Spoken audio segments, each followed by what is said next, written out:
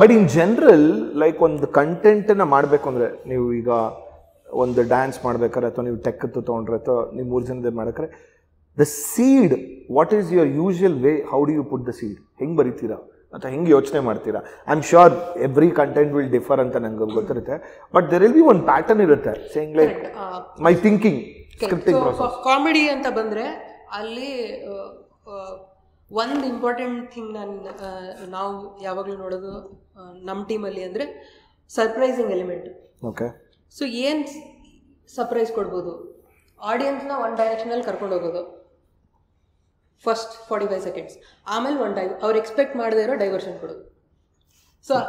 So ಅದು main ಯೋಚನೆ ನಮಗೆ. Which is very true and I think ನನಗೆ Vicky stands out amongst so many creators in such a way that like he rightly said 45 second audience ನ ತುಂಬಾ predictable ಆಗಿ ಕರ್ಕೊಂಡು ಹೋಗ್ತಾರೆ.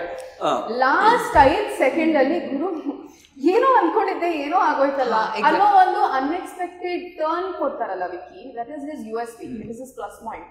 ತುಂಬಾ ಜನರಿಗೆ ಆ ಥರ ಯೋಚನೆ ಮಾಡಿದ್ರು ಅದನ್ನ ಎಕ್ಸಿಕ್ಯೂಟ್ ಮಾಡೋದಕ್ಕೆ ತುಂಬಾ ಕಷ್ಟ ಆಗುತ್ತೆ.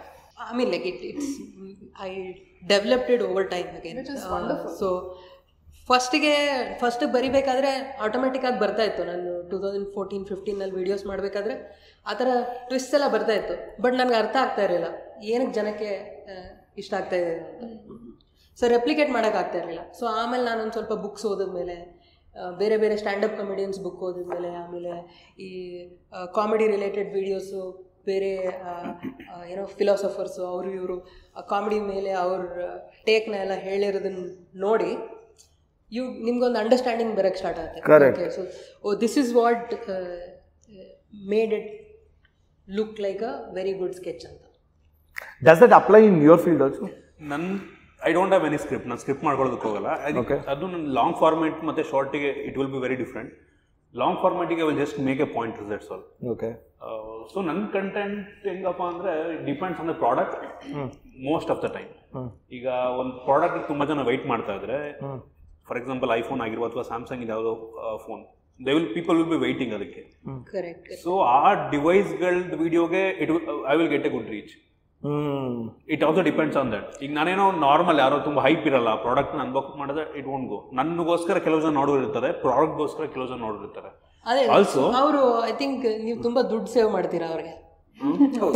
ಅಂದ್ರೆ ಈ ಮೊಬೈಲ್ ಚೂಸ್ ಮಾಡಬೇಕು, ಈ ಮೊಬೈಲ್ ಇದು 60-70,000 ಸಾಲ್ವ್ ಮಾಡೋದು. ನನ್ನ ಇದರಲ್ಲಿ we have to be very careful what we judge ಆಯ್ತಾ ಫೋನ್ ಇದು ಮಾಡ್ಬೇಕಾದ್ರೆ. ಒಂದು ಫೋನ್ ಚೆನ್ನಾಗಿಲ್ಲ ಅಂದ್ರೆ ಐ ಕಾಂಟ್ ಸೇ ಬಿಕಾಸ್ ನಾನು ನೋಡ್ಕೊಂಡು 1000 ಜನ ಫೋನ್ ತಗೊಂಡಿರ್ತಾರೆ, ಲಕ್ಷಾಂತರ ರೂಪಾಯಿ ಫೋನ್ ಇರುತ್ತೆ ಎಷ್ಟೋ ಸಲ.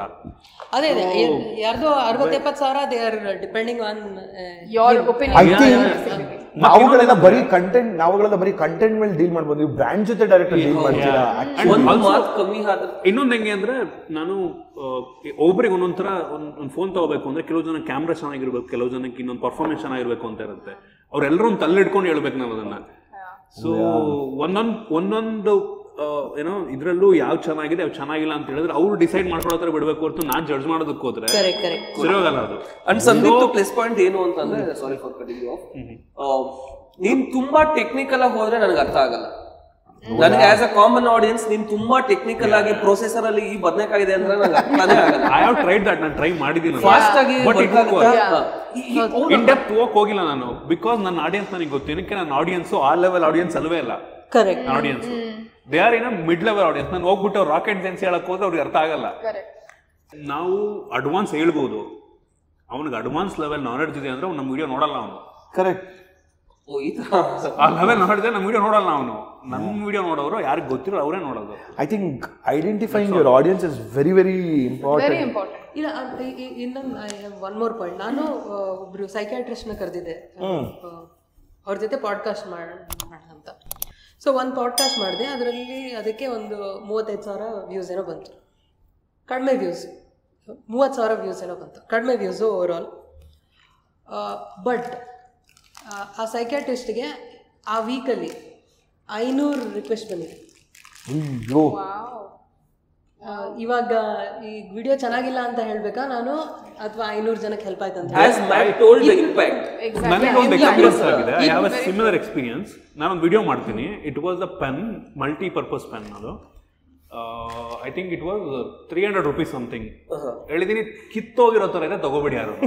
ಕಿತ್ತೋಗಿರೋ ಥರ ಇದೆ. ನನ್ನ ಅಫಿಲಿಯೇಟ್ ಲಿಂಕಿಂದ 500 people bought it. ಚೆನ್ನಾಗಿಲ್ಲ ಅಂತ ಹೇಳಿದ್ರು, ಚೆನ್ನಾಗಿಲ್ಲ ಅಂತ ಹೇಳಿದ್ರು, ತಗೋಬೇಡಿ, ಕಿತ್ತೋಗಿರೋ ಥರ ತಗೋಬೇಡಿ, ಯಾರು ತಗೋಬೇಡಿ. 500 ಜನ ತಗೊಂಡಿದ್ದಾರೆ because the price is so less. They want to see. It doesn't matter. 300 ರೂಪಾಯಿ ಅವರಿಗೆ ಮ್ಯಾಟರ್ ಆಗಲ್ಲ. ಯಾವ range ಕಿತ್ತೋಗಿದೆ, 300 rupees for them doesn't matter, so still they bought it. ಇದೇ ರೀತಿ ಇನ್ನಷ್ಟು ವಿಷಯಗಳನ್ನ ತಿಳ್ಕೋಬೇಕು ಅಂತಂದರೆ ಗೋಲ್ಡ್ ಕ್ಲಾಸ್ ವಿತ್ ಮಯೂರ ಅಂತ ಮೇನ್ ಚಾನಲ್ ಇದೆ, ಅಲ್ಲಿ ಹೋಗಿ ಪೂರಾ ವಿಡಿಯೋನ ನೀವು ನೋಡಬಹುದು. ಸೊ ಮಿಸ್ ಮಾಡಿದಿರಾ ಲೈಕ್ ಮಾಡಿ, ಸಬ್ಸ್ಕ್ರೈಬ್ ಮಾಡಿ, ಇಷ್ಟ ಆದರೆ ಶೇರ್ ಕೂಡ ಮಾಡಿ.